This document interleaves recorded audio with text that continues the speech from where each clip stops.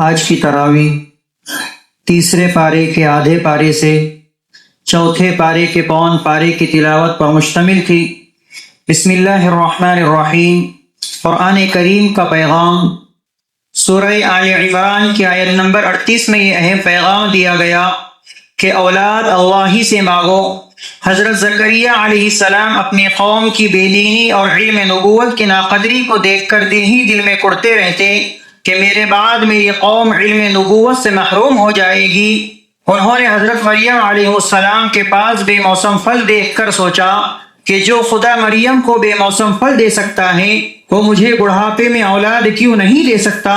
چنانچہ اللہ تعالیٰ نے ان کی دعا کو قبول فرما کر حضرت یحییٰ علیہ السلام کی شکل میں نیک اور صالح فرزند عطا فرمایا اور ان کی نسل میں علم نبوت کو جاری کر دیا۔ دیکھیے، اللہ کے پیغمبر حضرت زکریا علیہ السلام بڑھاپے کے باوجود اولاد کا سوال اللہ ہی سے کرتے ہیں۔ ہم مسلمانوں کو بھی اولاد اور اپنی ہر ضرورت کا سوال اللہ ہی سے کرنا چاہیے۔ سورہ آل عمران کی آیت نمبر 49 میں یہ بتایا گیا کہ اللہ تعالیٰ نے حضرت عیسیٰ علیہ السلام کو کئی معجزے عطا فرمائے تھے۔ اللہ تعالیٰ نے اپنے قدرت سے حضرت عیسیٰ علیہ السلام کو کئی معجزے عطا فرمائے۔ نمبر 1، اللہ کے حکم سے مٹی کے پرندے بنا کر ان میں پھونک مارتے تو وہ پرندے اڑنے لگتے تھے۔ نمبر 2، وہ اندھے اور کوڑھی کے اوپر ہاتھ پھیرتے تو وہ اللہ کے حکم سے تندرست ہو جاتے۔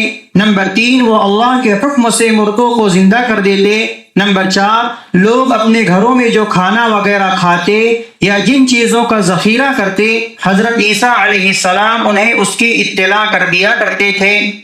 سورہ آل عمران کی آیت نمبر 55 میں یہ خبر دی گئی کہ حضرت عیسیٰ علیہ السلام آسمان پر زندہ ہیں۔ جب یہودیوں نے حضرت عیسیٰ علیہ السلام کو سولی پر چڑھانے کا ناپاک منصوبہ بنایا تو اللہ تعالیٰ نے حفاظت کے لیے انہیں آسمان پر زندہ اٹھا لیا اور گرفتار کرنے والوں میں سے ایک شخص کو حضرت عیسیٰ علیہ السلام کا ہم شکل بنا دیا اور مخالفوں نے حضرت عیسیٰ علیہ السلام سمجھ کر اسے سولی پر چڑھا دیا۔ چنانچہ قیامت سے پہلے حضرت عیسیٰ علیہ السلام آسمان سے اتر کر دنیا میں تشریف لائیں گے اور دجال کو قتل کر کے دنیا میں عدل و انصاف قائم کریں گے۔ سورہ آل عمران کی آیت نمبر 105 میں یہ تعلیم دی گئی کہ فرقہ بندی سے بچو۔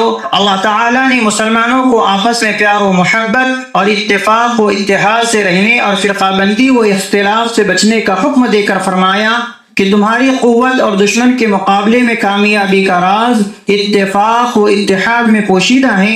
جب تک تم متحد و متفق رہو گے اللہ کی رحمت و نصرت تمہارے قدم چومتی رہے گی اور دشمن تمہارے اوپر غالب نہیں آئے گا۔ اس لیے اللہ کی اس عظیم نعمت کی قدر کرو، ورنہ دنیا کے خزانے خرچ کرنے کے بعد بھی تم اتفاق و اتحاد کی دولت کو حاصل نہیں کر سکتے۔ سورہ آل عمران کی آیت نمبر 164 میں یہ بتایا گیا کہ اللہ تعالیٰ نے حضور صلی اللہ علیہ وسلم کو 4 اہم ذمہ داریوں کے ساتھ بھیجا ہے۔ جب دنیا کفر، شرک اور ضلالت و گمراہی میں ڈوبی ہوئی تھی تو اللہ تعالیٰ نے پوری انسانیت پر احسان کرتے ہوئے آخری رسول حضرت محمد صلی اللہ علیہ وسلم کو 4 اہم ترین ذمہ داریاں دے کر دنیا میں بھیجا۔ نمبر 1، لوگوں کو قرآن کریم پڑھ کر سنائیں تاکہ اس کے انوار و برکات سے دلوں کی ظلمتیں دور ہو جائیں۔ نمبر 2، اپنے فیض اور صحبت اور باطنی توجہ سے لوگوں کے دلوں کو کفر اور شرک اور نفسانی خواہشوں سے پاک و صاف فرمائیں۔ نمبر 3، لوگوں کو قرآن کریم کی تعلیم دے اور جہاں سمجھنے میں کچھ مشکل پیش آئے اس کو واضح کر دے۔ نمبر 4، لوگوں کو حکمت و دانائی کی تعلیم دے۔ اس طرح آپ صلی اللہ علیہ وسلم نے اپنی اہم ترین ذمہ داریوں کے ذریعے عرب کی بگڑی ہوئی قوم کو دنیا کا ہادی اور معلم بنا دیا۔ سورہ آل عمران کی آیت نمبر 185 میں یہ پیغام دیا گیا کہ ہر جاندار کو موت کا مزہ چکھنا ہے۔ انسان دنیا میں اپنی مرضی کے مطابق زندگی گزارنا چاہتا ہے اور ہر جائز و ناجائز کام اور اچھی بری خواہش پوری کرنے کی کوشش کرتا ہے۔